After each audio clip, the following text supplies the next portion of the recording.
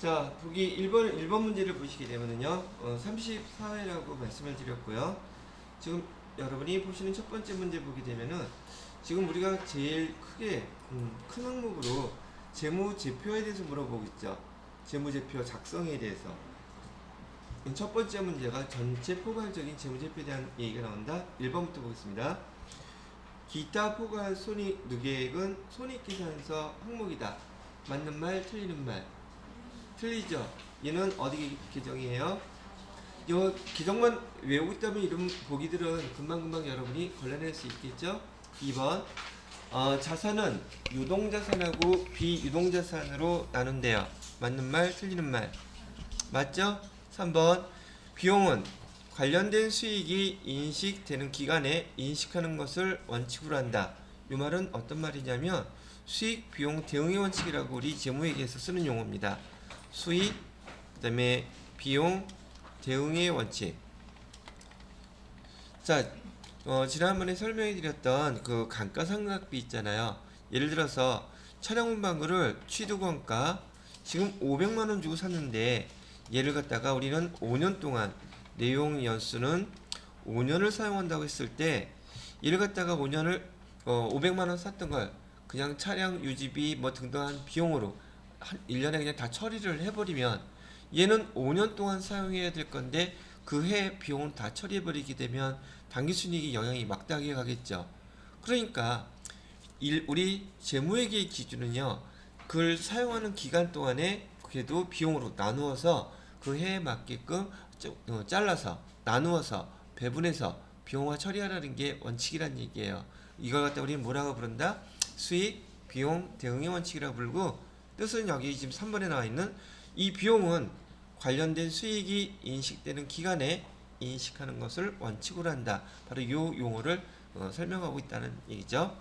그 다음에 네 번째, 현금 흐름표는 영업활동, 투자활동, 재무활동으로 인한 현금 흐름으로, 요 처음에 우리 현금 흐름표 할 때 요 세 가지 정도는 나누어서 기억해 두세요 그랬었죠. 예, 여러분들한테 나오는 건 요게 다예요. 그 자세한 거, 더 자세한 건 물어보지 않을 겁니다.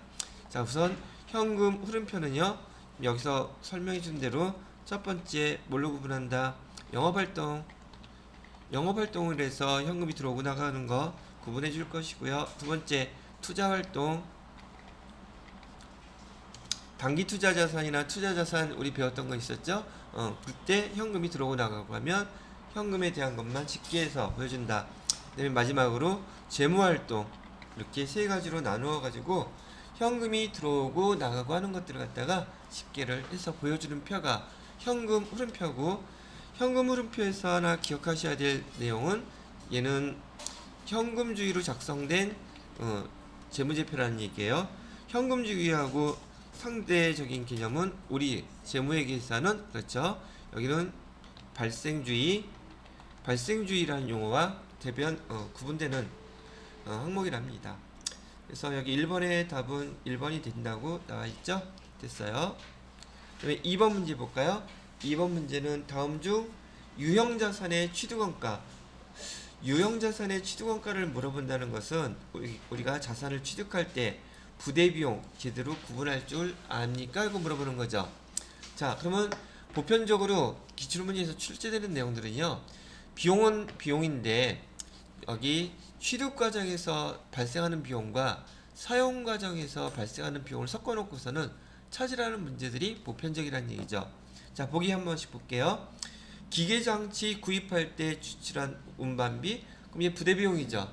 기계장치가 유형자산이기 때문에 걔 취득할 때 운반비가 발생했다면 우리 상품 사올 때 운반비 발생하는 거 똑같은 거예요. 그래서 여기 기계장치 값에다가 포함시켜야 되는 것이고요. 토지 구입할 때 취득세, 등록세 이런 것들 다 포함시킨다 그랬었죠. 부대비용으로서. 2번도 맞고요. 그 다음에 3번 업무용 차량 구입 시 지출한 취득세, 여기도 마찬가지로 취득세 포함시켜줘야 되고요. 그 다음에 4번에 보유, 사용 중인 건물, 사용 중이라 했죠. 이건 사용 시 발생하는 비용이에요. 제가 지난번에 여러분들한테 이 취득 유형자산 설명해 드리면서요, 유형자산은요 다음과 같은 세 가지 단계를 나누어서 여러분이 기억하셔야 됩니다 그랬어요. 첫 번째는 취득 단계.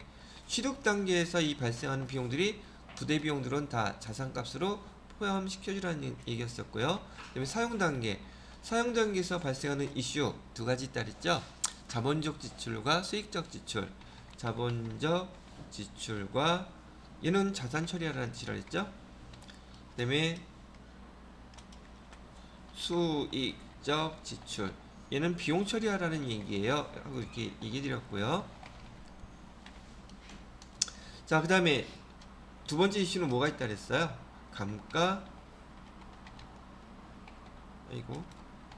감가상각비.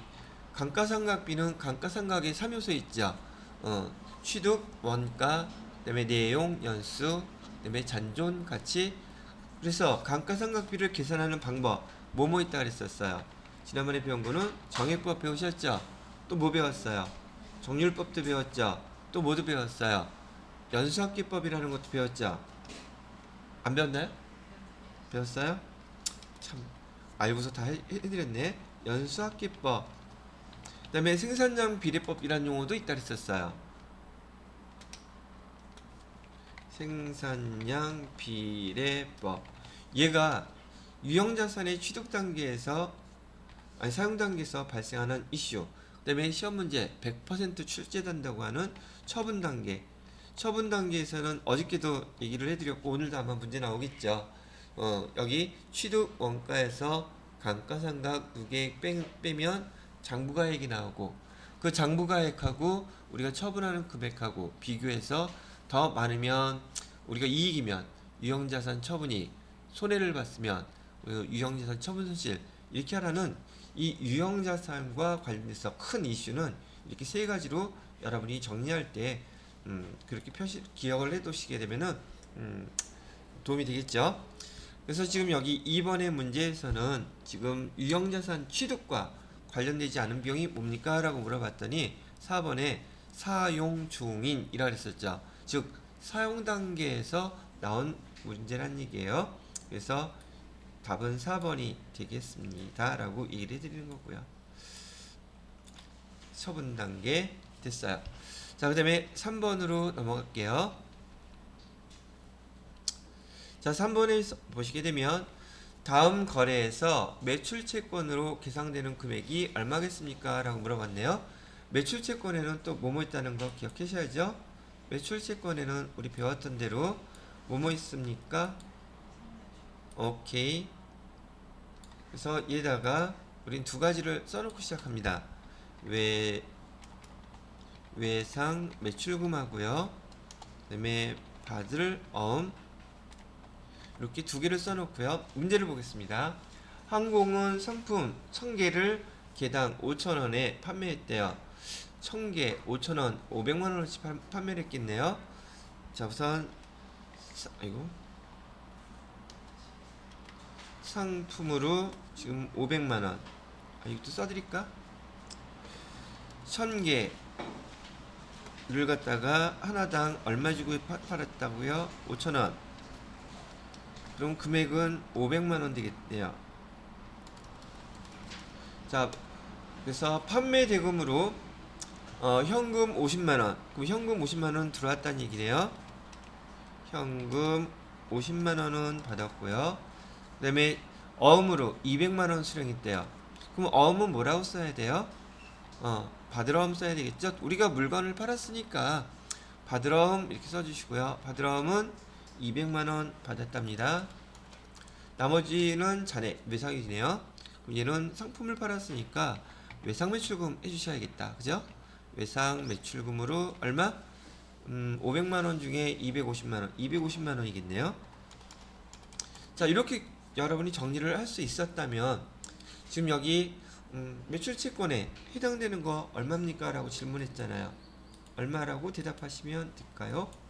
뭐라 여기 받으러움하고 외상 매출금이 우리 매출채권이라고 얘기하셨었으니까 450만원이 여기 매출채권입니다.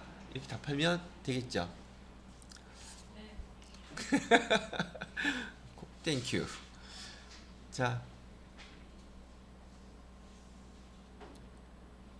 정리됐나요? 자, 그럼 4번 문제 풀어봐 드릴게요. 다음 대화에서 질문에 대한 답변을 올바르게 한 사람 짝잡으래요. 선생님이 임차료 미지급분에 대한 결산 정리사항을 누락할 경우 재무제표에 어떤 영향을 미칠까요? 라고 물어봤는데 이거 증가, 과대계산, 과소계산 그 문제죠. 자, 그러면 여기 하는 거 봐보세요. 이런 문제는 아직 많이 풀어보지 않아서 좀 익숙하지가 않으실 테니까.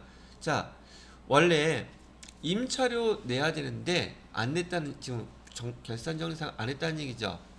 그죠? 그럼 얘는 손익의 이연이에요? 손익의 이상이에요? 선불이에요? 후불이에요? 뭐 일일이 다 물어봐야 되나? 애경씨, 이거 선불이에요? 후불이에요? 에? 선불? 후불? 근데 오늘 왜 컨디션들이 다 안 좋아요? 목소리가 너무 안 들려. 마이크가 다 흡수하나, 아니, 마스크가 다 흡수하나 봐. 그죠? 자, 그러면 얘는 후불이기 때문에 여기 문제에서 나온 것처럼 미지급금이라고 이게 벌써 가르쳐 줬잖아요. 근데 이걸 결산 정리 분기 안 했다면서요. 근데 원래 했었으면 어떻게 해야 되겠어요? 차변에다가 우리 임차료라고 하는 거 비용 써줘야 된단 말이죠. 임차료, 자, 10,000원만 해보겠습니다.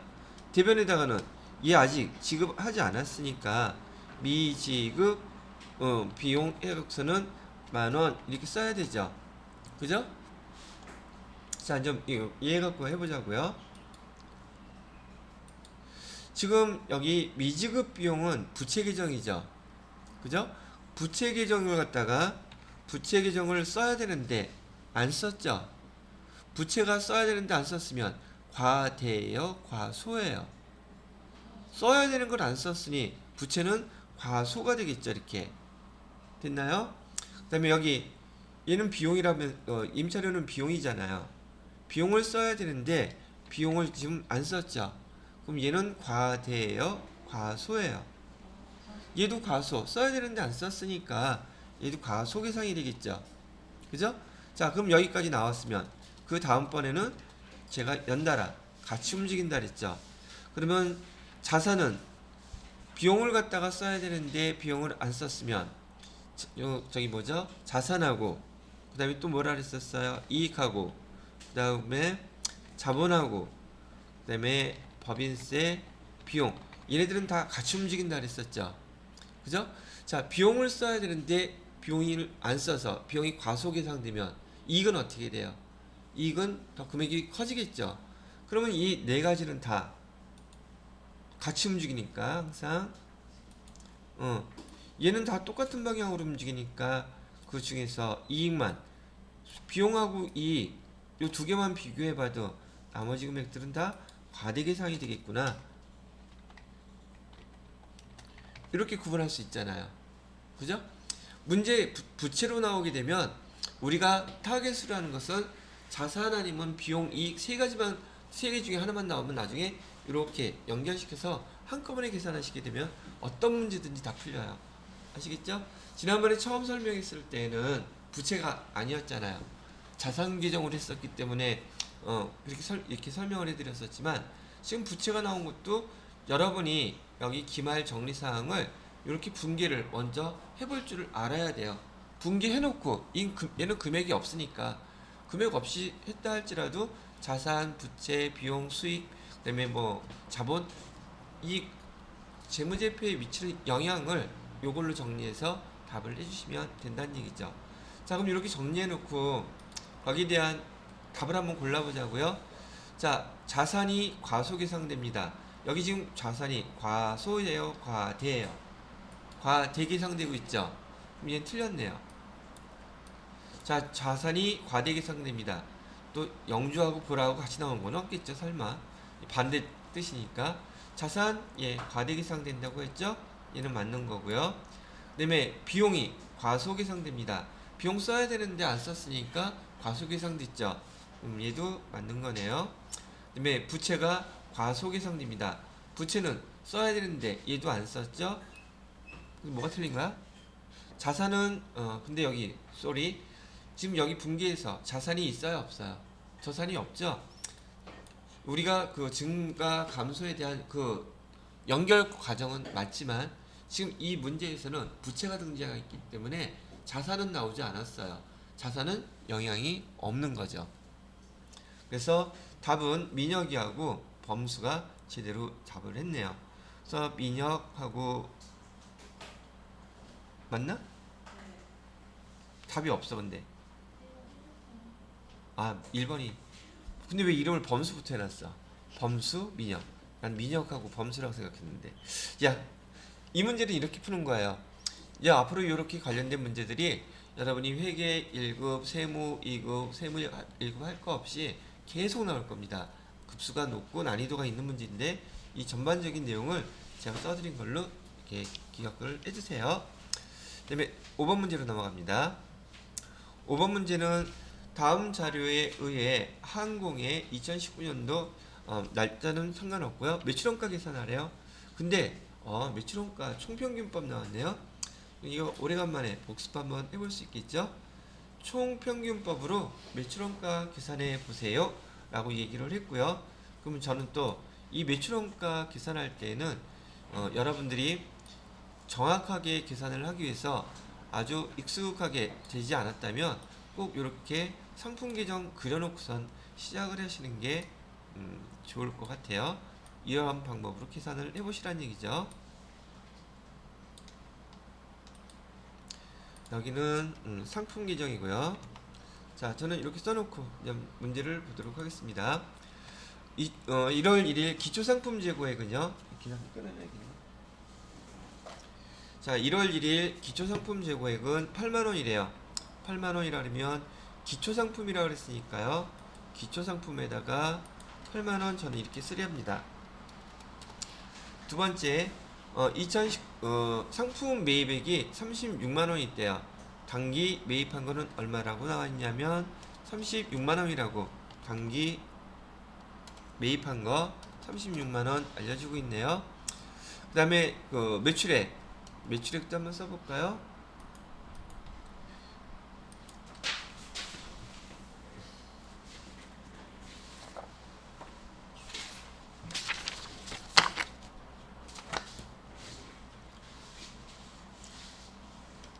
매출액은 지금 얼마라고 알려주고 있냐면 37만 5천원이라고 알려주고 있고요.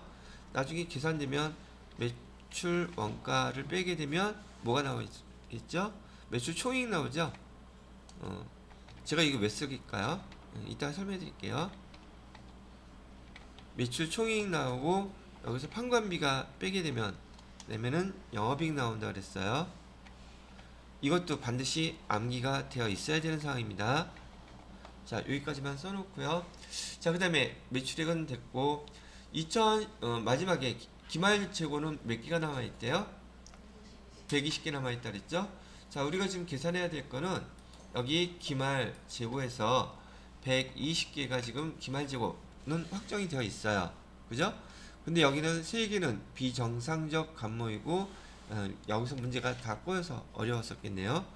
여기서 정상 간무는 3개, 비정상 간무는 2개. 일단 이렇게 해놓고요.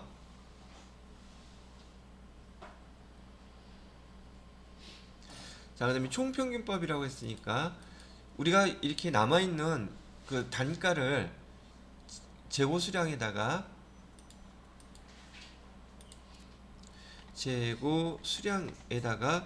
곱하기 단가를 해야지만이 기말재고가 나오는데 지금 우리 단가를 결정을 어떻게 해야 하는지 총평균법으로 계산을 해 보아야겠대요. 자, 총평균법은 어떻게 계산하는 거냐면 여기 우리가 지금 기초에 있었던 금액이 있었죠. 수량이 있었고요. 제가 수량을 이렇게 한번 정리해 볼게요. 기초에 있었던 수량은 100개. 단가는 필요 없어요. 금액은 8만원이었었고요. 그 다음에 매입한 거 400개였었죠. 400개에다가 36만원 이렇게 해주시고요. 그 다음에 지금 남아있는 거 지금 없죠. 그죠? 총 기초하고 그 다음에 금액 요를 갖다가 다 이렇게 합치시게 되면은 총 수량은 500개예요. 지금 이때 벌어진 기간으로. 그 다음에 총 금액은 얼마가 되느냐 하면 44만원 되겠죠. 44만원. 자, 그렇게 했더니 단가가 얼마로 계산돼요? 44만원 나누기 500개 했더니 880원 나왔네요. 그래서 여기에 단가는 880원. 지금 1년이 됐던, 지금 여기는 1년 기준이니까 1년 동안에 단가 사각공고는 있지만 그 단가를 사용하지 않아요. 그래서 1년 동안에 총 기초 재고하고 매입한 것만 그 총 수량을 갖다가 합쳐주는 게 총평균법이에요. 그러면 사올 때마다 기초 재고하고 사올 때마다 금액들이 이렇게 있겠죠. 그 금액도 다 합치세요. 이동평균법하고 똑같아요. 다만 이동평균법은 매입할 때마다 단가를 평균 내서 다시 계산하지만 총평균법은 연말이면 연말, 월말이면 월말 딱 한 번만 해요. 그러면 이 1년 동안에 우리가 사용할 지금 단가는 얼마짜리로만 사용하겠다는 뜻인가? 880원 얘만 사용하겠다는 뜻이죠. 지금 기말 재고 몇 개 남았대요? 120개 남았다고 그랬었죠? 자, 120개를 갖다 일단 정상, 비정상 구분하지 않고 그냥 해드릴게요. 그럼 단가는 880원을 더했다. 이게 총평균법이니까 총평균법으로 먼저 계산해드리는 거예요. 그러면 금액은 120개 곱하기 880원 하면은 재고는 10만 5천원, 5,600원. 이렇게 계산이 되는 거였었어요. 자, 근데 여기서 정상, 비정상 나눌 때요. 정상이라는 뜻은 이 재고가 1년 동안 우리가 관리하다 보니까 3개 정도는 차이가 나도 일반적으로 그 정도는 나더래요. 즉 예상이 가능했던 수량이었었고 걔가 지금 이걸 넘어갔죠. 2개가 더 넘어갔어. 이거는 예상을 벗어난 거예요. 그러면 정상 정상 간모일 경우에는 매출원가에다가 포함시킵니다. 오케이? 근데 비정상인 것은 영업 외 비용으로 처리한다 그랬었죠. 그럼 매출원가에 포함시키라는 말은 지금 매출원가에 포함되는 거 우리 수량 기말재고 몇 개로 계산하는 뜻이에요. 120개 중에서 2개가 비는 거죠. 2개만 남겨놓으면은 120개에서 2개 빼면 118개죠. 그죠? 이게 잘 생각하셔야 돼. 자, 봐요. 지금 정상, 비정상 얘를 갖다가 감안하지 않았을 때 지금 우리가 사각구조 수량에서 여기 500개 중에서 몇 개 파는 거예요? 500개 중에서 375개 팔았으니까 375개? 제가 말을 잘못했네. 375개를 팔았으니까 125개가 있는 거죠. 제가 잘못 설명했다. 이거 다시 설명할게요. 제가 수량을 잘못 봤어. 기말상품 재고 수량이 120개라고 했는데 지금 아까 총액법으로 계산하는 것부터 먼저 설명해 주려고 했었는데 총액법을 마무리 져야 될 거 아니에요. 일단 여기 지금 우리가 500개 중에서 판매한 거는 375개를 팔았으니 지금 남아있는 재고의 수량은 정상적으로 한다면 125개가 있었어야 되겠죠. 여기다가 880원을 해주게 되면 기말 재고는 880원 곱하기 125 하니까 11만원 되겠네요. 11만원 이렇게 되는 게 총액법으로 아무런 재고에 대한 감모 손실 반영하지 않고 나와야 되는 금액인데 이 중에서 정상 감모하고 비정상 감모가 3개, 2개 있었다고 얘기를 하게 되면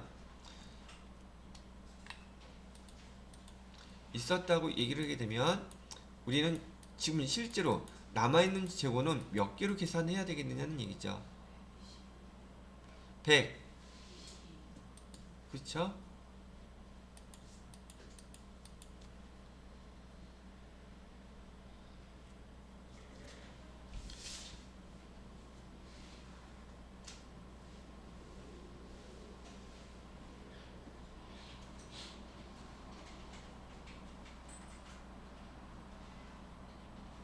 그렇게 계산해도 되겠고.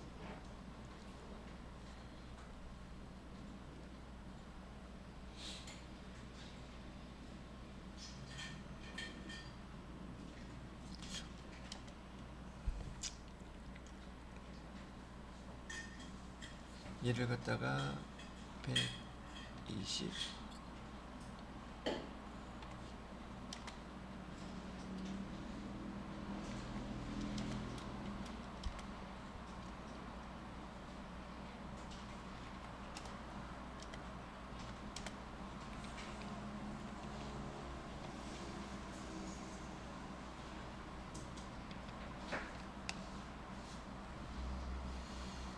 얘가 그래서 107,360원.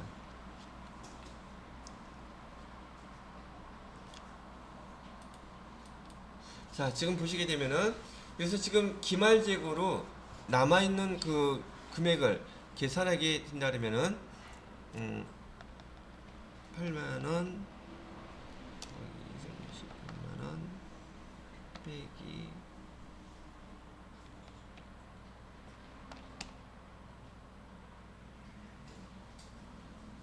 뭐가 잘못됐지?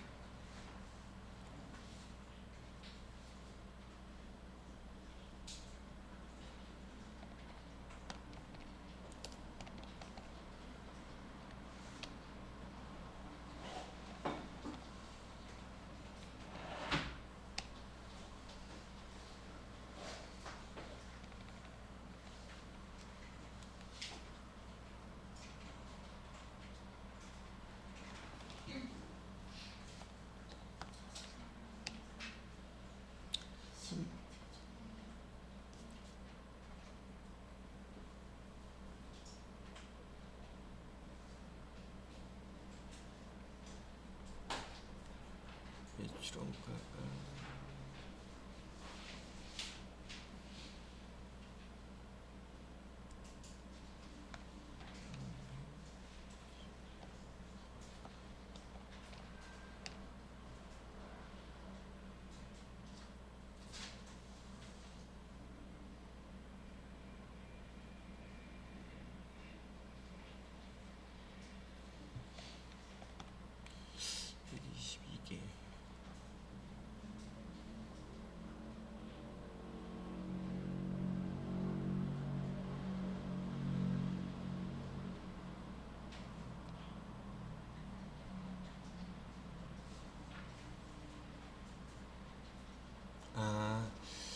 설명을 이렇게 했었어야 되는구나.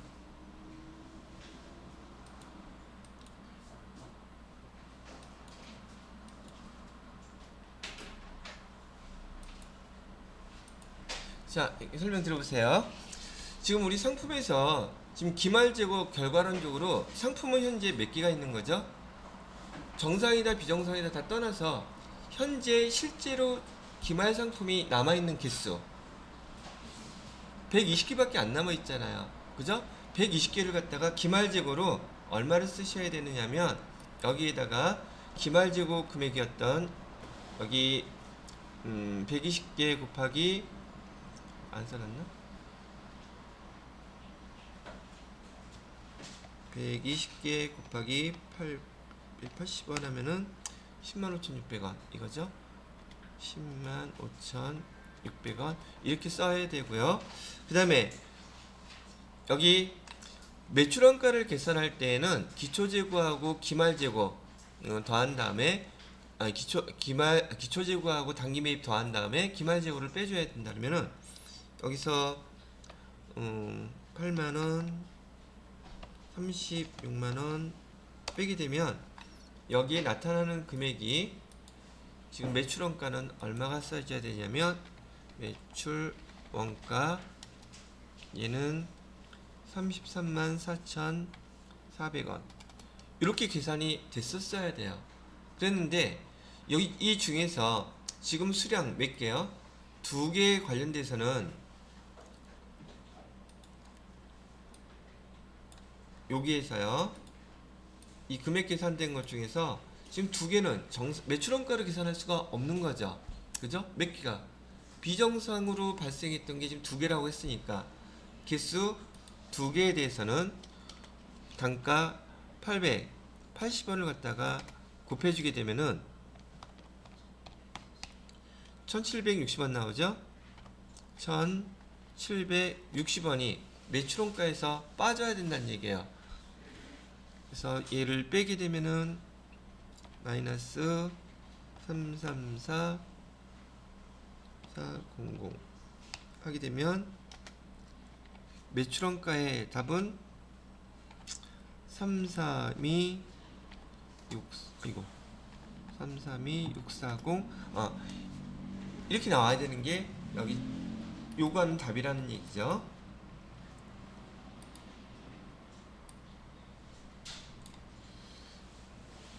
자, 근데 여기서 이제 구분할 거 설명은 이렇게 여러 가지로 했었지만은 이 문제에서는 비정상이다, 비정상이다 그 내용을 이해할 수 있었으면 이 또 표에서 상품 재고장에서 그 내용만 이해했으면 이 문제 답은 금방 나오는 거예요. 근데 저는 이 표를 지금 이용해가지고 이 표도 설명해드리고 복습하는 겸해서 그다음에 정상, 비정상 계산하는 방법도 이렇게 계산하는 겁니다라고 보여드렸는데 자 저기 이거 잊어버리고 우선 답만 고르는 거 한번 해볼게요. 답만. 여기 지금 총 몇 개 우리가 상품을 갖고 있었어요. 500개 갖고 있었잖아요. 그죠? 총 매출 몇 개 팔았대요. 375개 팔았다면서요. 그죠? 375개를 팔았으면 우리 지금 단가 총평균법으로 하나의 단가가 얼마로 계산됐어요? 880원으로 계산됐죠? 375개 판 거에다가 880원 곱해주면 이게 팔렸으니까 이게 매출 원가잖아요. 그죠? 근데 여기 정상적으로 발생한 거는 우리가 판매했다고 본다고 했었죠? 정상이라고 했으니까. 그러면 375개를 판 게 아니라 3개까지도 정상이니까 378개를 판 거죠? 그죠? 그럼 거기다 880원 더하면 매출원가가 금방 나와요. 그죠? 근데 회계 1급 문제 간목까지 문제가 들어가 있다는 것은 이 문제는 난이도가 매우 좀 높다는 뜻이라는 얘기예요. 그런데 정상의 입장에서 여러분이 회계 처리하면서 정상, 비정상 이것까지도 이해를 했는데 나머지 거 틀린 아니면 자존심 상하잖아. 그죠? 근데 이건 내용으로 봤을 때는 세부 2급 정도에서 나올 문제이긴 해요. 난이도가 깊게 나왔다는 얘기죠. 보편적으로는 재고장산 문제 낼 때 이런 식으로 내지는 않는데 뭐 출제자 마음이죠 뭐. 그죠? 그렇다고 해서 여러분이 이 내용도 지금 이해 못하는 거 아니었잖아요. 그죠? 그럼 생각을 해보세요. 정상이다 비정상이다. 정상은 매출원가 팔린 것을 본다 했었죠 제가. 비정상은요. 걔는 영어 외 비용으로 별도로 처리한다 했죠. 주어진 숫자만으로 계산했을 때는 얘가 매출원가지만 이 안에 정상이다 비정상이다 나왔죠. 매출원가라는 것은 팔았다는 뜻이라고 했었고 판다는 뜻은 상품 다 완성된 걸 판다는 뜻이겠죠. 저기 나오는 정상 비정상에 대한 그 간문 원가 계산을 이제 배우겠지만 이 내용은 완성품 중에서 3개는 우리가 예상했던 금액이니까 매출원가 판 거를 보겠다. 실제로 판 건 아니지만 예상이 되는 거니까 매출원가를 판 거를 보고 비정상 공성은 판 게 아니다. 상품이 그냥 추가적 이상하게 없어진 거다. 이 정도에서 빼는 거예요. 그걸 갖다가 한꺼번에 연결해서 설명하려다 보니까 지금 제가 이런 설명을 해드렸지만 문제에 대한 내용은 요거하고 팔린 개수만 알면 그게 매출원가니까. 근데 이게 여러분들이 이해할 때 지금 상품 재고장에서 이렇게 팔려나간 개수가 그다음에 우리가 구한 단가가 곱하면 매출원가가 됩니다. 그거 아는 형식으로 볼때 아시겠죠? 저는 왜 이것까지 썼느냐? 여러분이 세부 2급 가게 되면 지금 이렇게 공선 여기 공선이 되네. 정상 간모, 비정상 간모도 나오겠지만 이거 물어봐요. 영업이익이라고 얼마냐? 지금은 여기까지만 이렇게 물어보죠. 매출원가 여기 계산이 이걸로 됐으면 매출원가 되면 뭐가 나와요? 매출 총이익 나오죠? 매출 총이익 나온 다음에 비용, 판관비인 거, 영업의 비용인 거 두 가지 주고서는 여기에서 영업이익은 얼마나 나오고 있습니까? 이렇게 물어본다는 거죠. 똑같은 문제인데 얘를 갖다가 조금씩 더 결합을 시키면 그게 급수가 높은 문제들이 되더라는 얘기죠. 내용은 그렇게 다르지 않아요. 결합을 다른 것과 믹스를 시키냐 안 시키냐가 난이도를 결정하는 것이지 이런 내용이 세무 2급에는 안 나오고 세무 1급에는 안 나오겠어요? 다 나와요. 근데 문제를 갖다가 기초과정에서부터 배웠던 내용들이 자꾸 결합이 되는 거니까 기초에 있는 내용을 모르게 되면 그 위로 올라갈수록 저기 기초를 몰랐는데 위로 올라가면 공부 더 열심히 해서 잘 될까? 아니에요. 여러분이 나중에 이게 뭐 깨달으셨는지 모르겠지만 수학을 못한다, 영어를 못하면 걔는 처음 배웠던 과정부터 다시 봐야 돼요. 그러면 여기 영어 언제부터 보셨었어요? 여러분들은? 초등학교 때부터 왔나요? 전 초등학교 때 영어 9, 6, 6이었어요. 하여튼 여기 그 1학년 수준부터 수학도 마찬가지예요. 초등학교 1학년 수학 1시부터 차근차근 다시 해야지 내가 어디가 뻔뻔한지 찾을 수가 있어요. 아, 내가 그래도 고등학교 1학년인데 초등학교 수학을 배울 수 있을까? 저희 초등학교 때 제대로 배웠다면 그 파트들은 금방금방 넘어갈 거예요.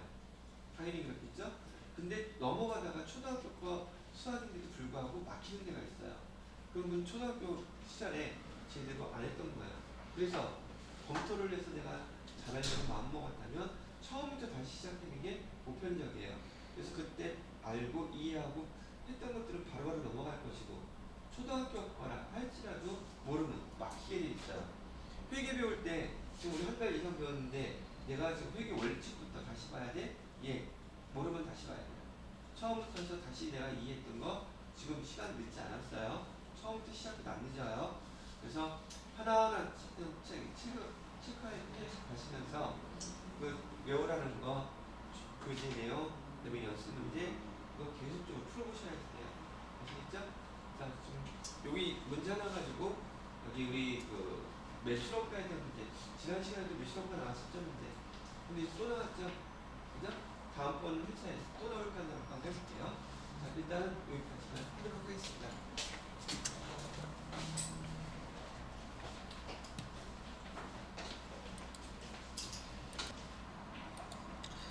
자, 우리 어저께 문제 풀어봤을 때도 그랬었고요. 오늘 문제도 풀어보니까 문제가 지금 나오는 유형들이 좀 비슷하다는 걸 조금 느끼셨겠죠? 그냥 계속 몇 회분 다 보게 되면은 이렇게 반복적으로 문제 형태만 조금씩 바뀌어서 나온다는 걸 아시게 될 것 같고요. 조금 전에 풀어드렸던 여기 상품 재고장에 의해서 이 매출원가 계산하는 문제는 지금 제가 정리만 여기 다시 한번 해드리겠습니다. 이렇게 구분하는 것만 잘 알아두시면 될 것 같다는 얘기죠.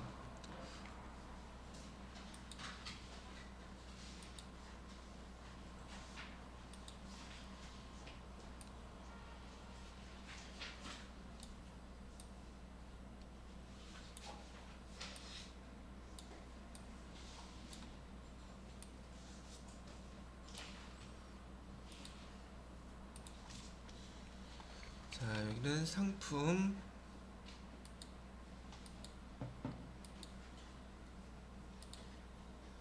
여기는 기초재고,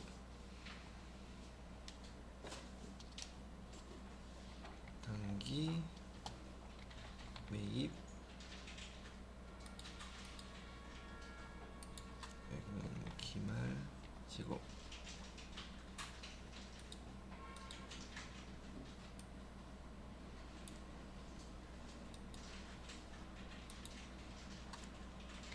매출 원가.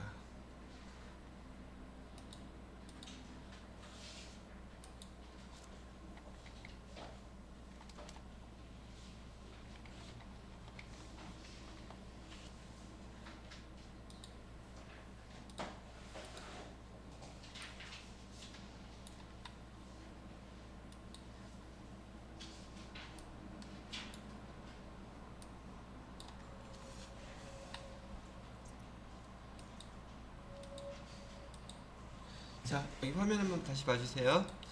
지금 이렇게 상품 재고장에 대해서 문제가 이런 식으로 계속 나오게 될 텐데, 특히 얘는 회계 1급에서 자주 나오는 형태예요. 상품 재고장을 이해하는지 못하는지에 대해서.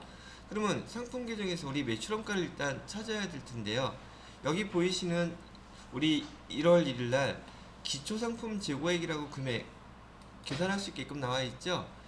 얘가 계산이 되면 얘는 여기 기초에 숫자가 들어갈 항목이라는 뜻이고요. 두 번째, 상품 매입이라고 했었죠. 두 번째 상품 매입액이라고 나온 것은 우리 단기 매입을 뜻해요. 요 상품 매입액은요, 단기 매입.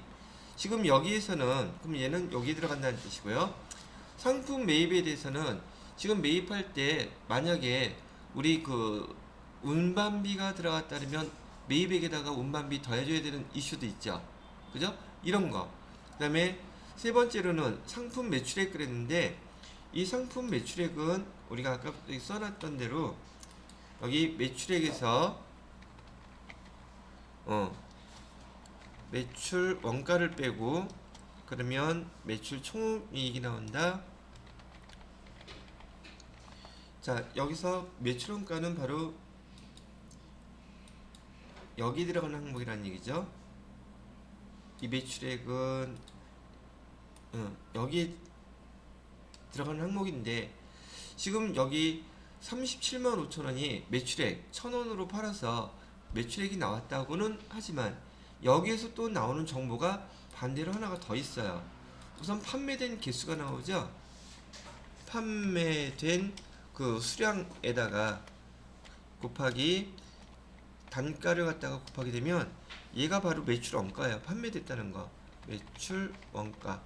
그래서 아까 얘기해 드렸을 때 375개에다가 그다음에 판매된 것으로 본다는 여기 정상감손 3개 이렇게 해주게 되면 판매된 개수는 378개가 되고 단가는 아까 총 평균법으로 880원 이렇게 계산했기 때문에 그 금액이 매출원가로 33만 2,640원이 이렇게 기록이 됐다는 뜻이죠. 총계정 원장에서 나오는 금액들이 어디에 어떻게 들어간다는 것만 이해를 하고 있으면 얘는 어떤 형태로 문제가 나와도 여러분이 뭐 틀린 거기 쉽게 이해할 수 있다는 얘기예요. 그 다음에 기말상품 재고에 가르쳐주는 그 숫자 얘를 계산해 가지고 기말상품 재고에 얘 계산해서 여기 기말상품 재고 여기다가 갖다 집어넣게 되면 기초 그 상품의 재고와 단기 매입한 거 기말 재고 그래서 그 차익으로 매출원가를 계산하는 방법이 바로 얘라는 뜻이에요.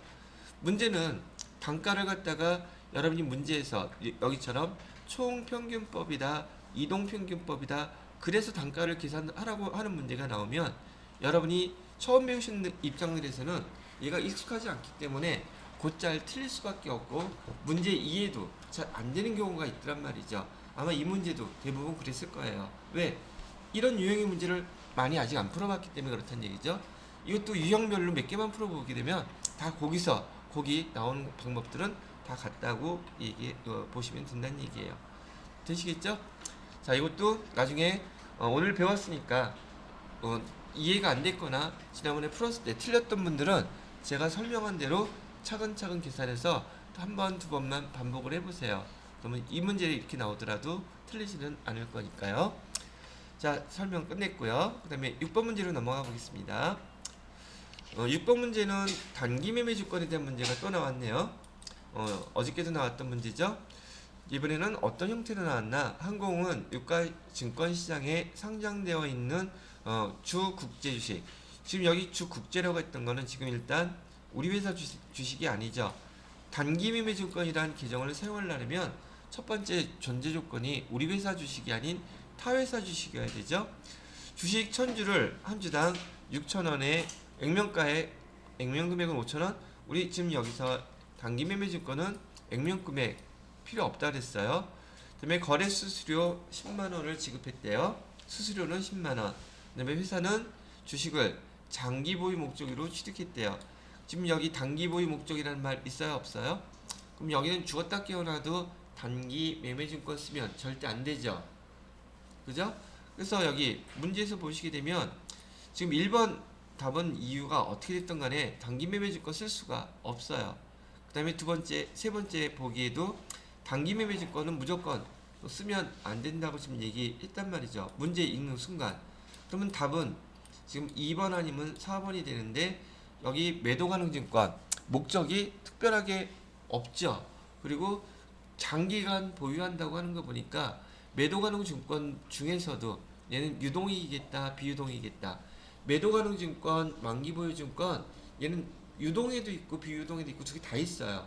다 있는데 여기 장기 보유 증권이라고 얘기를 했기 때문에 만약에 실무에서 여러분이 계정을 선택해야 된다면 여기 매도 가능 증권이라는 계정을 주의하시잖아요. 매도 가능 증권 입력하려고 주의를 하시게 되면 계정이 123번도 있고요. 그 다음에 178번 두 가지가 나와요. 위에 거는 유동, 밑에 거는 비유동이에요. 근데 여기는 장기라고 그랬으니까 여러분 이름, 계정 이름만 알면 안 되죠. 코드도 구분할 줄 알아야 돼요. 여기는 비유동 자산인 여기 매도 가능 증권으로 여러분이 선택을 해야 된다는 얘기가 돼요. 자, 그러면 얘는 매도 가능 증권이니까 매도 가능 증권 취득할 때 수수료 발생하면 포함시킨다 안 시킨다? 단기 매매 증권은 수수료 비용 별도로 써주기로 했었죠. 근데 매도 가능 증권은 수수료를 갖다가 포함시켜야 된다 그랬었어요. 왜? 단기 매매 증권인 경우에 수수료가 발생하면 수수료는 반드시 영업의 비용으로, 그죠? 영업의 비용으로 처리하라고 해드렸었는데 지금 여기는 매도 가능 증권이란 말이에요. 매도 가능 증권은 이렇게 수수료가 발생하더라도 얘는 부대 비용이기 때문에 부대 비용으로 봐서 얘는 매도 가능 증권 자산에다가 우리가 취득하는 자산에 포함시켜야 된다. 이렇게 구분했던 항목이랍니다. 금액을 보면은 천주 지금 600만원에 구입을 했죠. 취득을 했으니까 그러면 6 곱하기 1000 600만원 되겠네요. 그래서 문제에서 물어보는 것도 뭘 물어봐요. 지금 매도 가능 증권이 510만원인가요? 610만원인가요? 이거 물어보고 있죠. 510만원은 왜 물어봤겠어요? 액면가액 줬기 때문에. 그죠? 액면가액 이거 저도 옛날에 공부해봐서 알아요. 이렇게 주식 취득하는데 문제에서는 항상 액면가액하고 여기 시가를 두 개를 다 가르쳐 주니까 지난번에 배울 때 액면가액 어디서 사용했었는데 얘가 어디서 사용했지? 이때 사용하는 건가? 아니 그렇게 헷갈리지 않겠느냐는 얘기죠. 이게 명확하지 않으면 주식수 항상 이렇게 두 개 다 주는 이유가 저도 그런 경험이 있고 여러분도 배운 지 얼마 안 됐으니까 뭐 별반 다르지 않은 사람이라면 명확하게 구분을 갖다 공부해 놓지 않았으면 헷갈릴 거란 말이에요. 문제 보고서 510만원일까? 610만원일까? 어느 것을 찍을까요? 이렇게 또 계산하는 거죠. 근데 최소한 얘가 단기 매매 증권이라고 쓰는 거 아니라는 거 안다면 1번하고 3번은 절대 쓰면 안 되겠죠. 2번하고 4번 헷갈릴 수 있긴 했지만 단기 매매 증권이나 매도 가능 증권은 액면으로 쓸 이유가 전혀 없죠. 그죠? 왜? 목적 자체가 투자 목적이기 때문에 우리 회사의 주식을 거래할 땐 액면가액 쓸 가능성이 생기지만 얘는 아예 없어요. 그래서 답은 4번이 된다고 얘기를 해드리는 겁니다. 됐고요. 그 다음에 7번 문제 넘어갈게요. 이번엔 유형자산 나왔네요. 유형자산의 감가상각비에 대한 걸 물어보고 있습니다. 감가상각비는 아까도 설명해 드렸지만 유형자산의 사용 과정에서 발생하는 두 번째 이슈라고 했었죠. 그래서 감가상각비 정리를 해보게 되면은요, 감가상각비를 인식하는 회계처리는 재무상태표에 자산 총액을 감소시킨다. 이게 무슨 말이에요? 감가상각비 처리하게 되면, 회계처리를 하게 되면 차변에 감가상각비, 대변에 감가상각 누계 이렇게 회계처리하라고 했었죠. 그죠? 여기다 한번 해볼까요? 보기 1번의 예는 차변에 우리가 감가상각비 1,000원이라고 가정하고요. 대변에 감가상각 누계액 1,000원 이렇게 처리를 하게 될 텐데, 얘가 재무상태표에 표시를 하게 될 때는 여기 만약에 유형자산이 있었다고 하고요.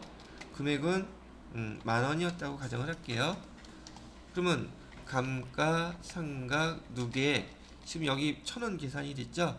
이게 첫 번째 거라고 가정했을 때 1,000원 이렇게 써주시게 될 거고요. 그러면은 장부가액은 얼마가 나와요? 9,000원 이렇게 계산되죠? 자 봐요. 얘가 이렇게 회계 처리한 결과, 이렇게 회계 처리한 결과 여기 있었던 감가상각 누계액이 어디로 반영됐어요? 재무상태표에 유형자산 밑으로 반영돼서 여기 유형자산이라고 하는 이 자산을 금액을 얼마로 지금 평가하고 있어요? 9,000원으로 평가하고 있죠. 자산 총액 감소시키고 있죠. 누가? 감가상각 누계액이. 감가상각 누계액의 정체가 뭐라 그랬었죠? 감가상각 누계액은 이렇게 유형자산을 차감하는 계정이고 유형자산을 차감하는 계정이면서 그 다음에 유형자산을 얼마로? 9,000원으로 하는 평가 계정입니다 라고 해드렸었죠. 차감 계정이면서 평가 계정. 그리고 유형자산이라는 자산 밑에 표시되기 때문에 얘는 자산 계정이고요. 자산 계정이지만 유형자산을 차감하기 때문에 얘 자기 자리는 대변이 자기 자리라고 얘기해드렸었죠. 지금 이 얘기도 아마 모르긴 몰라도 진짜 많이 했을 거예요. 대여섯 번 이상은 했을 거라고 생각이 드는데, 그래서 이 1번의 보기 설명을 여러분이 보고서 금방 이해하셨다면 얘를 떠올릴 수 있었다는 얘기가 되겠죠. 자, 2번에 보기 볼까요? 정률법을 적용할 경우 상각률이 정해지면 잔존가액 자료가 없어도, 자, 이것도 상각률이 정해졌다 했어요. 잔존가액 자료가 없어도 감가상각비 계산할 수 있다. 맞아요? 틀려요? 자, 봐요. 정률법은 감가상각비 어떻게 계산했었냐면 정률법일 경우에는 감가상각비 계산은 이렇게 해주세요 그랬죠. 미상각 잔액에다가 뭐만 곱하면 된다 그랬어요? 상각률, 다른 말로 얘를 정률이라고도 불러요. 이 그냥 곱하기만 하면 감가상각비 계산이 돼요. 잔존가치 왜 몰라도 돼요? 왜 몰라도 되냐고요? 지금 감가상각의 3요소가 뭐였었느냐 하면, 감가상각의 3요소가 여기 취득 원가고요. 그 다음에 내용, 연수, 잔존가치, 이 세 가지였었는데, 지금 우리가 여기서 보는 상각률을 계산하기 위해서 지금 감가상각의 3요소라고 했는데도 정률법에서는 감가상각의 3요소가 하나도 눈에 띄지가 않아. 왜? 얘는 어디 사용이 됐느냐 하면 이 상각률을 정할 때 그때 이 감가상각의 3요소가 여기서 다 정해진 거예요. 그러면 왜 상각률을 계산할 때는 어떻게 계산하는데요? 상각률은 이렇게 계산해요. 상각률은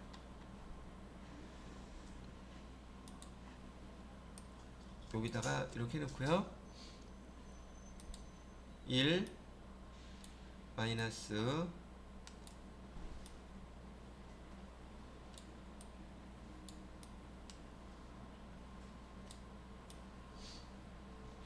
루트 이렇게 해놓고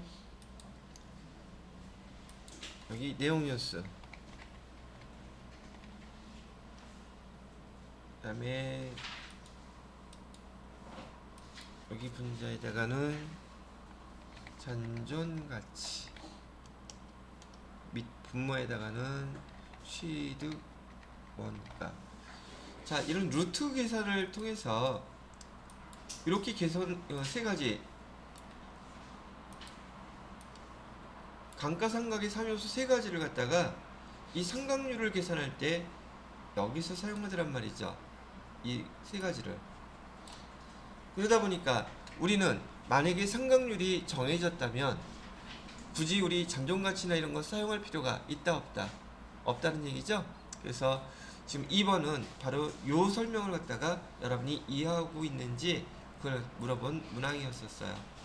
3번 정액법을 적용할 경우 매년 일정한 감가상각비가 인식된다. 이거 정확하게 맞는 말이죠.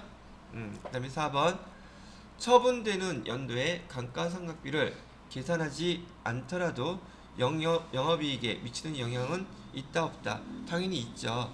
그죠? 왜냐면 감가상각비는 비용 계정이니까. 그죠? 그래서 답은 4번이 되겠네요. 1번, 2번, 3번은 다 설명을 해드렸고 4번은 감가상각비 사용한 것만큼 더 비용 처리를 하게 되면 비용 처리하게 되면 이익이 감소하겠죠. 그러니까 당연히 영업이익에 영향을 미치게 되죠. 근데 왜 하필이면 당기순이익도 아니고요. 여기 영업이익이라고 그랬을까? 왜 영업이익이라고 그랬겠어요? 영업이익이 영향을 미치는지 안 미치는지를 알려면 감가상각비가 판관비인지 영업의 비용인지를 알아야 되죠. 물어보는 게 다 어디서 거기서 거기 물어보잖아요.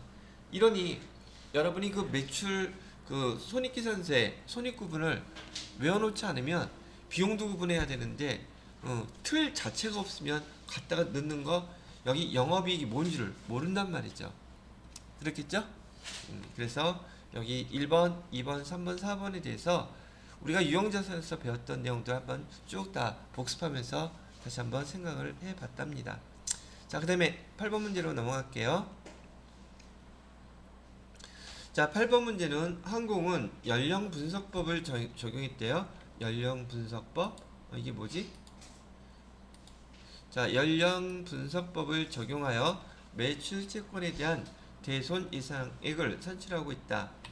매출 채권 연령별 금액이 다음과 같을 때 결산 후 재무제표에 표시될 대손 충당금이 얼마냐고 물어보고 있네요. 자, 결산 전에 지금 대손 충당금 잔액이 12만원이 있다고 얘기를 했네요. 자, 그러면 여기 한번 보세요. 지난번에 제가 설명해 드렸을 때 이 매출 채권에 대한 그 연령 분석법은 어떻게 계산하느냐고 얘기해 드렸냐면은 지금 3개월 이내에 매출 채권 잔액이 60만원이래요. 그죠? 60만원인데 지금 3개월 이내라서 대손이 날 확률은 한 5%밖에 안 된다고 얘기를 하는 거예요. 그럼 여기다가 그 금액 써주시면 돼요. 60만원에 5%면 얼마겠습니까?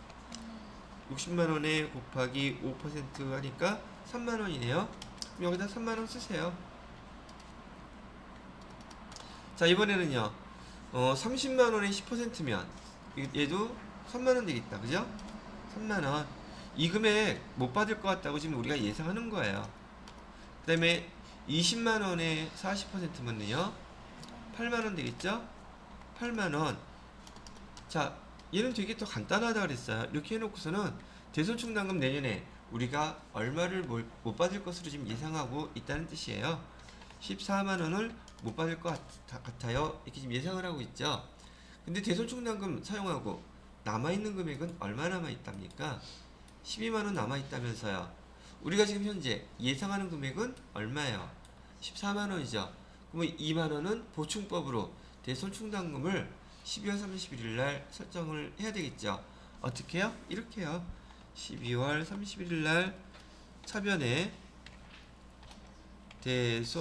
대손상각비 2만원, 대변에다가는 대손충당금 2만원 이렇게 해주게 되면 대손충당금은 얼마가 되겠더라? 114만원이 딱 맞춰지겠더라. 이렇게 되는 거죠. 자, 그럼 얘도 마찬가지로 재무상태표 한번 나타내 보세요. 이렇게 결산이 끝났다면 재무상태표 12월 31일 시점에 매출채권은 어떻게 나타나 있을까요? 라고 물어본다는 얘기죠. 그럼 여기 매출채권 잔액은 지금 얼마로 되어 있습니까? 매출채권 잔액은 110만원 되어 있고요. 지금 대손 충당금은 얼마로 나와 있어요? 대손 충당금은 얼마예요?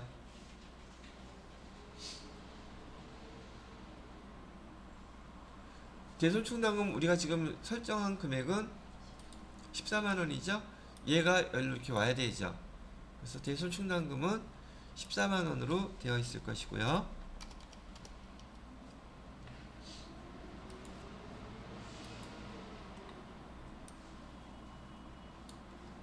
자, 그래서 여기에다가 얘는 장부가액이라고 부르고, 장부가액은 얼마로 계산됩니까? 110만원에서 14만원 빼면 96만원 나오네요. 96만원.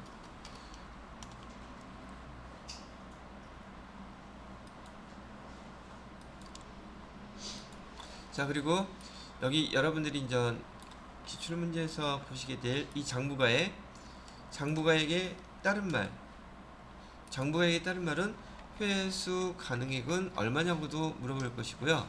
그 다음에 또는 실현 가치는 얼마입니까? 이렇게도 물어볼 수 있어요.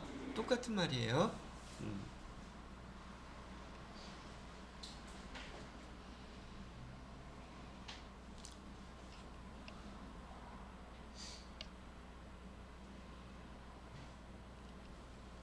자, 되셨으면 다음 문제를 풀어보도록 하겠습니다. 자, 9번 문제예요. 다음 자료를 토대로 항공의 회계 처리로 옳지 않은 것 찾으랍니다. 항공은 부가가치세법상 일반 과세자이며 부가가치세법에 따른 회계 처리를 가정합니다. 라고 얘기를 하고 있네요. 자, 1번에 5월 10일 날 재무팀 회식비 11만원 부가가치세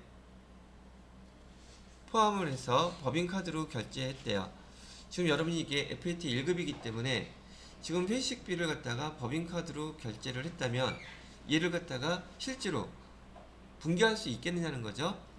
분개해서 그 분개 내용을 갖다가 여러분이 이해를 해야 한다는 문제예요.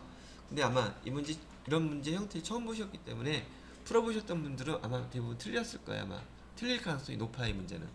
자, 5월 10일 거래부터 해볼게요. 5월 10일 차변에 지금 얘는 계정 뭐라고 써야 됩니까? 재무팀 회식비니까 우리 복리후생비 써야 되겠죠? 복리후생비 얼마예요? 복리후생비가 10만원이에요. 11만원 다 써야 돼요.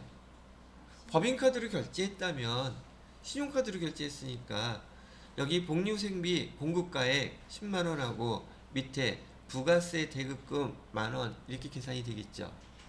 이해되시겠어요? 그래서 복리후생비는 10만원만 이렇게 써주셔야 되고요.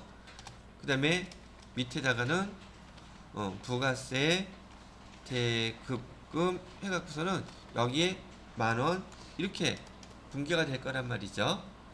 자, 그런 다음에 대변에다가는 뭐라고 써져요? 카드로 결제했으니까 미지급금 11만원 이렇게 돼 있을 거예요. 자, 이게 첫 번째 거래에 대한 분개를 미리 한번 이렇게 일단 해본 거고요. 자, 그 다음에 5월 19일 거 한번 거래해 볼게요. 5월 19일 거는 거래처와 식사를 했으니까 차변에 거래처와 식사했으면 뭐라고 써야 되죠? 접대비 써야 되죠? 접대비 얼마를 써야 돼요? 22만원을 써야 되겠어요? 복리후생비처럼 부가세 대급금 나눠서 써야 되겠어요? 여기서는 지금 접대비이기 때문에 불공사항이잖아요. 그러면 접대비가 다 포함돼서 부가세 대급금은 안 나타난다 그랬었죠. 그럼 22만원이 다 접대비가 되겠죠. 그죠? 22만원이 전체가 다 접대비예요. 그럼 대변에다가 얘도 똑같이 미지급금 해서 22만원 이렇게 써주시는 거예요. 자, 이렇게 해놓고 난 다음에 질문을 뭐였었어요? 회계 처리가 옳지 않은 거 찾아보래죠. 그죠? 옳지 않은 거 찾아보자고요. 자, 5월 10일 날 거래에서 차변에 기록될 비용, 차변에 기록될 비용은 얼마가 기록돼야 돼요? 11만원이라 그랬죠? 그럼 얘는 틀린 거네요. 여기다 숫자를 써놓을까? 비용이 11만원이 아니라 얘는 비용이 10만원으로 기록돼야 되고요. 그 다음에 5월 19일 거래에서 차변에 기록될 비용은 22만원이다. 22만원 접대비 맞죠? 맞나요? 예, 그러면 얘는 답은 2번은 맞는 거네요. 그 다음에 3번 5월 19일 거래에서 차변에 기록될 계정 과목은 접대비이다. 접대비 됐네요. 그 다음에 5월 19일 거래에서 대변에 기록될 계정 과목은 법인카드로 사용한 건 똑같죠? 둘 다 미지급금 계정 똑같다. 답은 몇 번이 답이다? 그래서 1번이 답이 틀렸네요. 그죠? 그럼 여러분들이 지금 이 문제는 일반 전표 임력에서 아니 이론에서 나온 문제임에도 불구하고 여러분이 FAT 1급 벌써 배우셨기 때문에 이런 신용카드나 현금영수증 사용한다 하면 분계가 어떻게 된다는 걸 알아야지 이 문제를 갖다가 풀 수 있겠죠. 그죠? 이 문제도 난이도는 높은 문제예요. 난이도는 높지만 문제 여러분이 지식과 관련해서 높은 문제는 아니에요. 근데 이거를 부가세와 이걸 나누냐 못 나누냐 이거는 되게 어려운 문제죠. 왜? 보편적으로 저 문제는 세무 임금이 많이 나오니까. 근데 여러분들은 어차피 제가 거기까지 가야 될 거니까 앞에서 한 번이라도 두 번이라도 계속 설명했었죠. 그죠? 불공사항이 신용카드 매출 점표나 그다음에 현금 영수증은 메인 수준에서 입력하면 안 되고 신용카드 여기 일반 점표서 합쳐서 입력해야 된다고 했었죠. 그럼 얘는 적대비에 관련되니까 이렇게 하면 되겠다. 이 문제는 아마 회계 1급만 문제만 풀어본 거였던 분들은 아마 수준과는 대부분 다 틀렸을 거예요. 네, 개념이 이해가 안 될 테니까. 이건 세무 2급 가서도 불공사항에 대한 내용을 갖다 설명하게 되면 세법 얘기 잘 들을까? 세무 2급에서는 이제 앞에 거 바닥이 없으면은 세무 2급 들어도 무슨 말인지 못 알아들어요. 세무 1급은 그렇다 치고 여러분들이 6개월 동안 자격증을 다 딸 수 있다는 그 기간에 대해서 그건 너무너무 장점이고 효과도 만빵이고 제일 좋은데 문제는 뭐가 문제예요? 계속 이렇게 복습을 하냐가 문제죠. 그죠? 여기 참여만 했다고 해서 자격증을 다 딸 수 있다면 얼마나 좋겠어요. 근데 누구는 집에 가서도 늦게까지 공부하시는 분 있을 것이고 여기서 목숨 걸고 나 이번에 역서 세무일까지 자격증 10개 따가지고서 하려는 목표를 갖고 계신 분도 계실 거고요. 그냥 시간만 때우고 가자 하는 사람도 없지 않아 있을 수도 있다는 얘기죠. 처음에 마음은 그렇지 않겠지만 거기 쇼니가 그렇게 많은 여성들에 대해서 그렇게 설명해 주는데 거기 그 사람 해주면 다 성공했을까요? 중간에 못 버티고 나간 사람도 있을까요? 그렇겠죠. 그것 때문에 이 과정에서 여러분들한테 혜택이 진짜 어마어마한 건데 그걸 그 혜택만큼을 잘 소화시키려면요 제가 많은 거 바르지 않는다 했잖아요. 쇼니도 아마 그렇게 트레이닝 했을 겁니다. 그 사람이 할 수 있을 만큼만 죽지 않을 만큼 하겠죠. 그죠? 24시간 운동했겠어요. 그렇지 않겠죠? 적당한 시간에 그 사람이 꾸준히 해야 될 걸 갖다가 제가 여기 가이드를 해줬을 거예요. 제가 여러분들한테 혹시 요구하는 거, 전 과제물도 안 내드리잖아요. 그게 많아요? 집에 가서 활용했잖아요. 그래서 여기서 복습하고 듣는 그 시간 잘 활용을 하겠죠? 근데 여러분들도 많은 분들은 수업 끝나고서도 공부하고 하시는 분들 있잖아요. 그죠? 그 정도 시간이면 충분해요. 근데 아쉬운 게 지금 제가 과제를 내리기 싫어도 지금 이거 우리 실기란 말이에요. 실기는 제가 대신 못 해드린단 말이죠. 두 번은 연습해야 되지 않으시겠어요? 물어보는 거죠. 그거 꼭 하셔야겠죠. 그죠? 제가 과제를 내드리건 내드리지 않건 실기는 내가 직접 해서 익숙하게 만들어야 되고 이해가 회사에 가서 여러분들이 실무, 직업이 될 거라면 충분히 익숙하게 만들어 놓을 필요가 있는 거죠. 왜 거기 가서 분명히 일을 할 거니까. 그래서 지금 충분히 연습을 해놓고 자격시험 테스트도 하고 자격증도 따고 등록하라고 얘기해드리는 거예요. 이거 이런 해보니까 또 어려워요? 어려운 거 알아요. 아는데 하나씩 반복해서 또 설명하고 복습해보고 문제 몇 개 또 풀어보고 왜? 앞으로 나온 이란이 나올까 안 나올까? 세무 이거 올라가면 이거 두 번 다시 안 나온대요? 아니요 계속 나와요 이거. 계속 설명할 거고 그때 모른다고 덮지 말고 따라서 한 번씩 분기도 해보고 제 설명 여기 녹화해드린 것들 동영상 그 파트 모르는 부분만 다시 한번 보고 그렇게 하시면 돼요. 언제까지만? 추석 전까지만. 자, 그래서 여기 분기하는 것도 한번 이렇게 다시 한번 설명을 해드렸으니 참고해 주시면 되겠고요. 참고로 여기다가 이 접대비는 지금 불공사항이에요. 불공 사항이기 때문에 얘는 메인 매출 전표에서 입력하면 안 돼요. 전표에서 입력하면 안 됩니다. 얘는 이렇게 일반 전표에서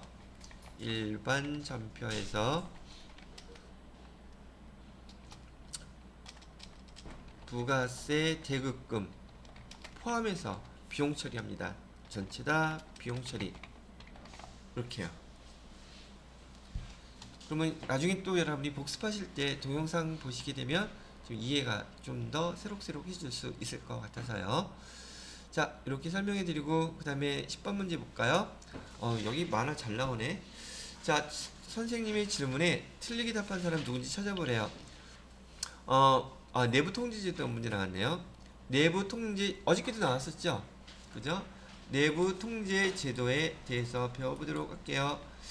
내부 통제 제도의 목적에는 어떤 것들이 있겠습니까? 제가 지난번에 요 설명해 드릴 때 내부 통제 제도는 조금 어저께도 그랬지만 기업의 투명성 때문에 한다 그랬었죠? 그게 제일 핵심이에요. 근데 목적은 세 가지 목적이 있어요. 우선 재무제표 입장에서 우리가 배우니까 재무제표는 얘는 어떻게 되겠어요? 신뢰성이 상당히 높아지겠죠. 왜? 뇌물 주고서 엉터리로 기록해 놓지 않았을 테니까요. 그죠? 그 다음에 회사 입장에서는요. 회사 입장에서는 지금 자원, 회사의 그 자원, 돈이라고 해도 좋고요. 그 자원을 갖다가 어떻게 사용하게 될까? 효율적으로 또는 효과적으로 사용하겠죠. 엉뚱한 데다 쓰지 않았을 테니까. 그다음에 법규 차원에서는요. 법규를 규칙을 잘 준수하게 되겠죠. 이게 핵심적인 내용입니다. 자, 다시 한번 내부 통제 제도를 하게 되면 회사 차원에서 재무제표 차원에서 법규 차원에서 이런 효과들이 있어요. 이게 내부 통제 제도의 목적이에요. 그러면 거기 보기해 보시게 되면 영어는 기업 운영의 효율성, 효과성 확보입니다. 예, 아주 잘 말했습니다. 맞고요. 재무정보의 신뢰성 확보입니다. 예, 얘도 잘했습니다. 관련 법규, 감독 규정, 내부 정책 및 절차 준수입니다. 예, 얘도 잘했습니다. 법규 준수한다는 뜻이고요. 마지막 회사 이익의 극대화입니다. 예, 여기 전혀 내부 통제 제도에 어긋는 관계된 게 사항이 전혀 없었죠. 4번이 답이 되겠습니다. 자, 얘도 지금 어저께 이어서 지금 똑같이 내부 통제 제도에 대한 거를 문항 질문은 좀 달랐죠? 근데 이게 다예요, 대부분. 자, 이 10번 문제까지가 FAT 1급에서 재무회계에 대한 문제였었고요. 11번 문제부터는 부가가치세에 대한 문제입니다. 자, 볼까요? 또 어저께 나왔던 부가가치세하고 오늘 문제는 또 뭐가 다른지. 첫 번째, 다음 중 이번에는 부가가치세 특징 나왔네요. 부가가치세의 특징으로 옳지 않은 거 찾아보래요. 면세 대상을 제외한 모든 재화나 용역의 소비 행위에 대해서 특징 키워드 뭐였어요? 이거 일반 소비세. 부가가치세는 일반 소비세라고 그러고요.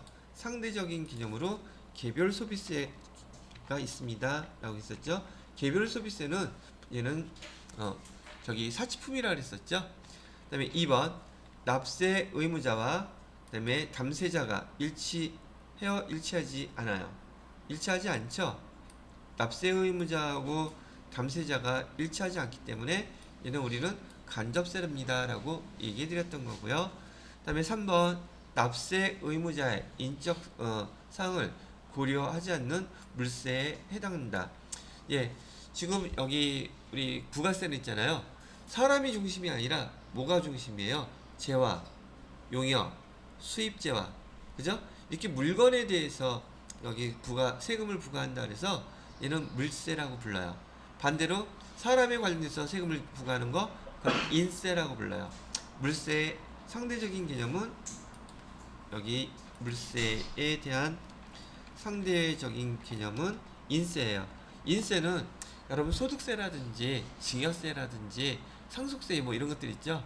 그 다음에 4번 수출하는 상품에 대하여 생산지국 과세원칙을 채택하고 있다네요. 우리 이거 제가 우리 부가세 특징 뭐라 그랬었죠? 소비지국 과세원칙이라 그랬었죠. 그럼 봐요. 지금 우리가 부가세에 대해서 배웠던 내용만 차근차근 들어놓고 공부만 했었다면 이번 문제 같은 금방 맞추겠죠. 부가세 특징 거기 나왔던 용어들 이거 금방 구분하잖아. 아니 생산지국이 아니라 선생님이 얘기했던 건 소비지국이라고 했었는데 여기 또 하나 문제가 더 들어간다면 전단계 세액공제법이라고 했어요. 전단계 거래공제법이라고 했어요. 세액공제법이라고 했었죠. 우리 부가세 세액 공제해 주니까 뭐 그런 용어. 앞에 부가세 특징 문제를 이렇게 첫 번째 문제로 내놨네요. 자, 그럼 두 번째 문제 한번 봐요. 두 번째 문제는 과세 표준에 포함시키는 거, 포함시키지 않는 거 또 나왔네. 그죠? 자, 과세 표준에 포함시켜야 된다. 그럼 여러분이 장사하는 사람 입장에서 한번 생각해 보세요. 부대비용. 과세 표준에 포함시켜야 되는 것은 뭐라 그랬다고요? 부대비용. 화물용 트럭의 매각대금. 이게 뭐야 갑자기? 자, 우리가 회사에서 사용하던 트럭 팔았어요. 팔면은 거기 공짜로 주지 않는 한은 공급가 세액이 있겠죠. 과세 표준은 뭐야? 그 공급가에. 과세 표준이 우리가 매각했을 때 걔는 포함시켜야 되겠죠. 그죠? 차 팔고 차 판 돈 부가세 공급가에 그 돈 내야 되느냐 말아야 되느냐 물어보는 거야. 당연히 과세 표준이니까 돈 내야 되죠. 두 번째는 할부 매출액의 이자 상대. 할부 이자도 이자 같은 경우도 제가 그렇게 설명해 드릴 때 할부로 판매하게 되면 무이자 할부 판매라고 하면 그 이자에 대한 금액을 파는 회사에서 자기네가 부담하는 것이겠지만 그 할부로 판매하게 되면 그 이자에 대한 것들도 상품가세 다 포함되어 있다고 했었죠. 다 포함시켜줘야 돼요. 이자가 발생한다면. 그 다음에 세 번째 반환 조건부 용기 포장 비용. 이건 뭐 해야 돼? 제가 스타벅스에서 그 머그잔 거기 보증금 1,000원 받았다 그랬죠. 그럼 스타벅스 커피값은 5,000원, 용기값은 1,000원. 그리고 공급가에 과세 표준에 얘를 갖다가 그 머그잔 포함시켜서 과세 표준이 5,000원이 돼야 돼요, 6,000원이 돼야 돼요.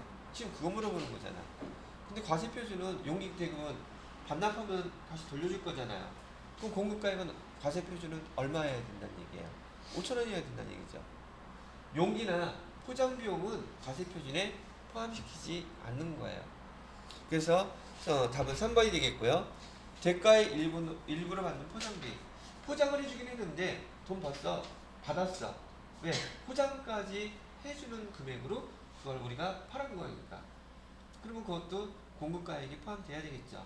자, 지난번에 우리가 부가세 제가 할 때 뭐라 그랬었어요? 여기 여러분이 부가세 때 배운 내용들은 문항에서 다들 나오기 때문에 정리가 돼서 요거 문제가 나오면 읽어보고 배웠던 거 거기 가서 내용 한 번만 체크해서 보시게 되면 거꾸로 공부를 하랬죠. 기출 문제를 정리하면서 지난번에 부가세 때 배웠던 내용들을 확인하는 거예요. 아시겠죠? 그러면 여기서 부가세에서 나오는 문제 FAT 1급 이론 문제 여러분이 10회분간 풀게 되면 거기 50문제 안에서 부가세법은 다 나옵니다. 그러니까 부가세법만 별도로 문제를 공부하고 풀려고 하지 말고 문제 풀면서 읽어보고 그 다음에 그 파트 찾아가서 설명 다시 들어보고 그렇게 하라는 얘기예요. 자, 그래서 여기 과세표준에 대한 거 제가 과세표준은 부가세법에서 상당히 중요한 핵심사항입니다 그랬어요. 왜? 부가세를 징수하는 근본적인 숫자니까. 그죠? 과세표준 우리 재무회계에서는 과세표준을 뭐라고 불러요? 매출액이라고 불러요. 그러니까 중요한 거죠 이거는. 자, 그 다음에 13번 문제요. 다음 중 부가가치세법상 납세 의무자 납세 의무자는 누가 납세 의무자예요? 재화를 공급하는 사람, 그 다음에 용역을 공급하는 사람, 또 수입 재화를 공급하는 사람, 이런 사람들이 납세 의무자라고 되어 있었어요. 자, 1번 영세율을 적용받는 사업자는 부가세법상 사업자에 해당되지 않는다. 영세율 여러분 이거 생각하시면 돼요. 영세율을 적용받는 사업자, 영세율 적용 대상자는 우선 법인 가능하다 했죠? 그 다음에 개인도 가능하다 했었죠? 일반 사업자들. 간이과세도 된다 그랬었어요? 누구만 안 된다 그랬어요? 면세사업자는 안 된다 그랬죠? 영세율 사업자가 되지 못하는 사업자는 면세사업자예요. 근데 면세사업자가 면세를 포기하게 되면 가능하다 그랬죠? 그런데 여기서 영세율을 적용받는 사업자는 부가가치세법상 사업자예요. 법인도, 개인도, 간이사업자도 다 부가가치세법상의 사업자란 말이에요. 근데 면세사업자는 부가가치세법상의 사업자가 아니라 그랬죠. 어디 사업자 어디 법에 따랐다 그랬어요? 얘네들은 면세사업자는 법인세법하고요, 소득세법. 소득세법은 이제 세무 2급에서 배울 거고요. 자, 그래서 영세율을 적용받는 사업자는 부가가치세법상의 사업자입니다. 그래서 얘는 틀렸고요. 자, 그 다음에 2번 면세를 적용받는 사업자는 부가가치세 납세 의무 있다 없다? 당연히 없죠. 판매할 때 부가세 예수금이 없고 매입할 때 매입세금 계산서 받아서 부가세 대금 있다 할지라도 공제 안 해주기로 했잖아요. 면세사업자는 부가세 납부 의무가 없어요. 근데 뭐만 있다? 매입세금 계산서 합계표 걔는 제출해줘야 돼요. 그죠? 근데 매입세금 계산서 합계표 왜 제출해요? 세금 계산서는 2장이 한 쌍이에요. 그래서 여기 면세사업자들이 매입세금 계산서 자기네들이 받았던 거 합계표를 제출을 해줘야지 국세청에서 그놈의 대빵 저기 하다는 슈퍼컴이 그 세금 계산서 2장 매출을 시킵니다. 매출시키다 보면 매출이 빠진 경우도 있고 매입이 빠진 경우도 있고 등등 하겠죠. 그럼 국세청 입장에선 매입 빠지는 게 신경 쓰이겠어요? 매출 빠진 게 신경 쓰이겠어요? 그럼 거기다 뭐 보내겠지? 매입 쪽에서는 안 보내. 매입은 공제해 주는 거잖아요. 그러니까 매입 쪽은 신경 안 써요. 근데 매출이 늘어났겠다. 그럼 그건 국세청에서 바로 연락합니다. 그래서 불합자료, 여러분들도 회사 다니다 보면 국세청에서 연락 올 수 있어요. 10중 8구 부가세 때마다 특히 규모가 크지 않은 곳이라 할지라도 세금계산서 불합자료는 대부분 다 가요. 세금에서 빠져있다고. 그럼 그거 확인해보니까 등등한 이유로 누락했다. 돈 내야 돼요. 국세청에서 연락 왔으면 벌써 게임 끝이에요. 누락했다는 뜻이니까. 이 슈퍼컴이 그렇게 다 밀주 작업을 해가지고 세금계산서를 갖다가 신고하지 않은 그 사업자한테 부가세 예수금 안 된 거잖아요, 그거. 가산세까지 물려요. 그건 규모에 따라, 그건 나중에 세무이익 때 배울게요. 그래서 여러분들이 지금 이거 배우면서도 그냥 이론뿐만이 아니라 실무에서 벌어지는 상황들이니까. 세 번째, 간이거세자는 부가가치세법상의 사업자에 해당된다. 제가 부가세법상의 사업자라 그랬었죠. 그 다음에 네 번째, 재화를 수입하는 자는 사업자 여부와 관계없이 부가가치세 납세 의무이 있다. 자, 재화를 수입해서 사업하는 사업자도 제가 부가세법상 사업자라 했고 부가세도 부과한다 그랬었죠. 근데 수입할 때에는 사업자가 아닌 개인도 부가가치세 내야 돼요. 수입할 물건에 대해서는. 그래서 지난번에 어떤 일이 벌어졌었냐면 그 비행기 운행하는 그 대한항공에 거기 조현 거시기라고 하는 여자가 그 엄마 이모모라는 여자하고 같이 자기네가 주주니까 대한항공 그 승무원들 비행기 이용해서 해외에서 물건 들여와가지고 관세청에다가 신고도 안 하고 부가세도 안 내고 그냥 가져온 거죠. 그럼 그 해외에서 들어온 거죠. 어디 해당돼? 수입하는 거하고 해당됐던 거예요. 그러면 관세청이 통관 절차는 안 밟았으니까 관세청에 관련된 법을 위반한 거죠. 이해되셨어요? 근데 또 모두 위반했어? 부가세 내야 된다 그랬죠? 부가세법도 위반한 거예요. 그래서 이 사람은 관세법, 그래서 관세청에서는 어지간해서는 그 세무조사 안 나가요. 어지간해서는. 근데 국민들의 그게 너무나 자기 하니까 관세청에서 먼저 세무조사를 나갔어요. 그래서 그 과징금 때렸고 국세청에서도 나갈 수 있죠. 왜? 부가세를 갖다가 탈세했으니까. 그죠? 법이 하나를 갖다가 그 사람들은 모르고 했겠지만 법은 이렇게 여러 가지 나눠져 있으면 걔가 줄줄이 연결이 돼 있어가지고 그러면 그 사람도 부가세도 내야 된다는 건 확실히 알았겠죠. 우리 주변 이런 내용들이 우리 주변에서 벌어지는 많은 일들과 세법뿐만이 아니죠. 모든 법이 다 그렇죠. 다 연결돼 있어요. 근데 그런 내용들을 갖다가 하나씩 이해하게 되면 여러분이 지식이 되는 거예요. 그래서 해외에서 내가 뭐 하나 직구 수입할 때도 부가세 내는구나. 직구 할 때 안 해봤나? 전 해봤는데. 내죠? 다 그 직구 대행해주는 업체에서 그 물건이 우리나라에 들어오잖아요. 우리는 소비지국 과세원칙이잖아요. 해외에서 들어올 때는 세금이 없었겠지만 통관비하고 등간 그 부가세 관련된 거를 부과해서 직구하는 업체에서 여러분이 살 때 다 그거 얼마라고 알려주고 그 금액 받는 거예요. 그죠? 근데 보니까 아 이렇게 되는 거구나. 좀 이해되세요? 자, 근데 문제가 두 개밖에 안 남았기 때문에 계속 다 할게요. 자, 14번 문제입니다. 다음 중 부가가치세 영세율에 관한 설명으로 옳은 것은 옳다 옳으면 옳지 않은 건 세 가지가 다 틀렸다는 얘기네요. 뭐가 틀렸는지 보자고요. 부가가치 영세율은 수출하는 재화에 적용한다. 이는 맞는 말이죠. 그 다음에 2번 부분 면세제 영세율은 완전 면세라고 했었죠. 부분 면세 제도에 해당되는 건 어떤 거였었어요? 면세는 부분 면세 제도고요. 3번 매입시 부담한 매입세금 환급받을 수 없다. 왜 환급받을 수 없지? 받을 수 있죠. 매입할 때 지금 여기 수출하는 기업이에요. 매입할 때 영세율 세금에서 뭐 돈 낸 게 있다면 수출하는 기업은 환급받을 수 있어요. 그래서 매입시 부담한 매입세 환급받을 수 있고요. 그 다음에 4번 영세율 적용을 포기할 수 있다.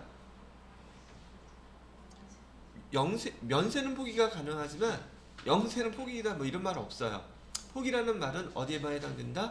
면세 포기 또는 간이사업자 포기 고기만 사용되지 영세율에 대한 포기 이런 건 말이 없습니다. 그래서 답은 1번이라고 나와 있고요. 그 다음에 마지막 15번 문제 다음 자료를 토대로 항공의 1기 부가가치세 예정신고 시 공제받지 못할 매입세 불공상이네요. 어저께도 분명히 불공상 나왔었죠? 여기서도 불공상 보자고요. 부품의 구입액 부품 구입하는 것은 당연히 공제받을 수 있는 거죠. 공장부지라면 이제 땅이죠.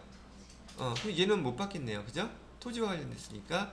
세 번째, 대표이사 업무 1000cc 넘죠? 얘도 불공이네요. 거래처 접대용, 얘도 불공이네요. 그죠? 그럼 공제받지 못할 매입세액, 세 개 다 합치면 얼마입니까? 1160만원 나오죠? 이것도 어저께 나왔던, 이거는 불공상 암기가 안 돼 있으면 못 푸는 문제라고 했어요. 그죠? 근데 반대로, 암기가 돼 있으면 이제 금방 해서 뭐만 하면 돼? 더하기만 하면 되잖아요. 그죠? 그럼 어저께 나왔던 부가세 내용하고 별반 크게 다르지 않겠구나 라고 생각하실 수 있을 것이라는 얘기죠. 자, 여기까지 해서 우리 지금 34회 또 이론 문제 한번 다 풀어봤습니다.